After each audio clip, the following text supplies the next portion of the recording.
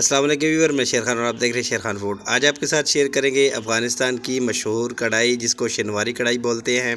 इस शिनवारी कढ़ाई को हम बनाएंगे बीफ के गोश्त से, जो कि बहुत ही ज़्यादा लजीज बनती है। तो सबसे पहले यहाँ पे मैंने 1 किलो गोश्त लिया है, जिसकी बोटी मैंने बिल्कुल मीडियम साइज़ की कटवा ली है, ना ज़्यादा छोटी है ना ज़्यादा बड़ी।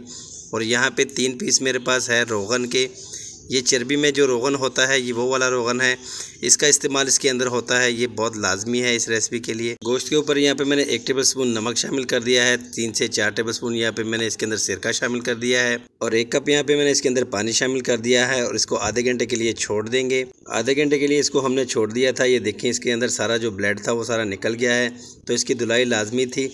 तो यहाँ पे सबसे पहले मैं कढ़ाई में 1 बड़ा चम्मच घी का लूँगा। यहाँ पे घी को यहाँ पे गर्म कर लेते हैं। जो रोगन के पीस थे सबसे पहले हम इसके अंदर ये डालेंगे और रोगन को यहाँ पे मैं घी के अंदर फ्राई करूँगा, ताकि इसके अंदर जो अपना घी है वो सारा इसके अंदर आ जाए। इस रोगन के अंदर बहुत ही अच्छा सा टेस्ट होता है, जो कि कढ़ाई की लज्जत को बढ़ा देता है।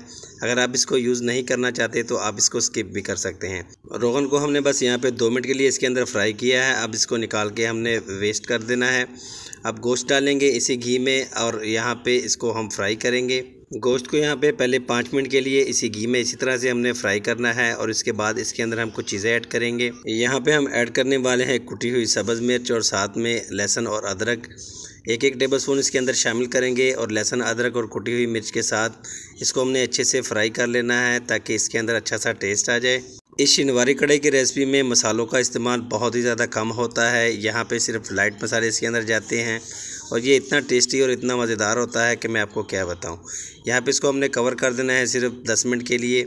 10 मिनट बाद ये जो है इसके अंदर जो पानी होगा इसने खुद का छोड़ के ड्राई भी कर लेना है। साथ में इसका जो घी है वो सारा सेपरेट भी हो जाएगा। तो घी यहाँ पे सेपरेट हो गया है। 3 टमाटर यहाँ पे मैं लूँगा, इसके ऊपर वाले हिस्से मैंने काट दिए हैं। टमाटरों को मैंने दरमियान में से इस तरह से कट करके इसके अंदर शामिल कर देने हैं। शिनवारी कढ़ाई की रेसिपी में प्याज का इस्तेमाल भी नहीं होता, यहाँ पे इसके अंदर सिर्फ टमाटर का इस्तेमाल होता है। तो टमाटर हमने डाल दिए हैं। यहाँ पे टमाटर के साथ अब इसकी बुनाई करेंगे। 5 से 6 मिनट लगेंगे इसको बुनाई के लिए। इसके बाद इसका जो छिलका है टमाटरों का वो खुद ब खुद उतर जाएगा। टमाटर यहाँ पे सॉफ्ट हो गए हैं और इसका ये छिलका है ये अब हम उतार लेंगे। इस तरह से सारे टमाटरों का छिलका मैंने यहाँ पे उतार दिया है। एक दफ़ा से इसको चला लेंगे और इसके अंदर हम शामिल करेंगे अब पानी। पानी यहाँ पे कढ़ाई में मैं 2 कप शामिल करूँगा और पानी आपने ठंडा बिल्कुल भी इसके अंदर नहीं डालना। गर्म पानी यहाँ पे आपने शामिल करना है, नहीं तो गोश्त गलने में बहुत ही मुश्किल होगी।